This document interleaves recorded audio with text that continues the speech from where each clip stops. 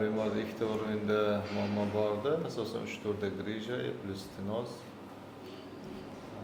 90 o'rinda kompressiya qilingan, mana hech qanaqa gematoma yo'q, top toza.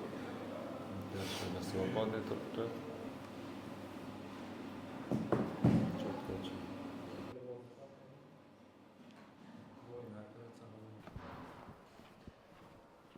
5-6 yildan beri, kamida 5-6 yildan beri endi grija bor edi. Bu yerda bitta grija, bittami ikkita protruziya edi.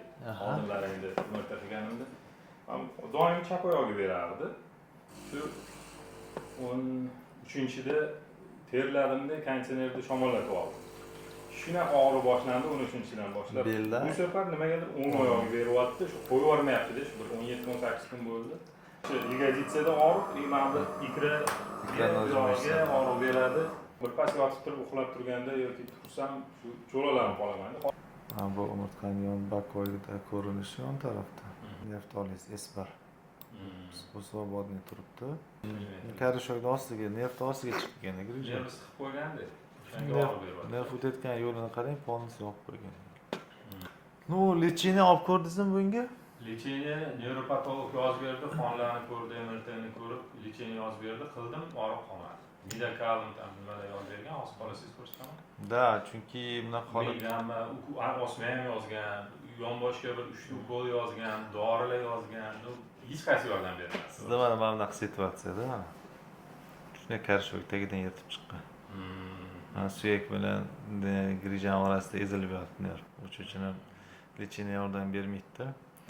Endi organizmni o'zi yemirishi mumkin, grija ko'p katta emas, lekin kinezologga ham bordim. Qilmaganim faqat blokada bilan operatsiya qoldi-da. Qizlar hop.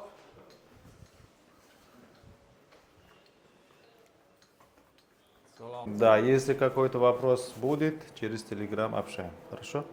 Если какой адрес нужно, я напишу. Хорошо? В принципе, 10-11larga mashinani chaqiraversangizlar ham bo'laveradi.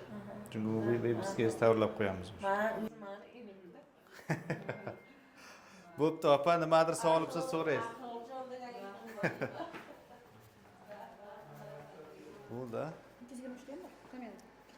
Ya, uni ko'rmadik.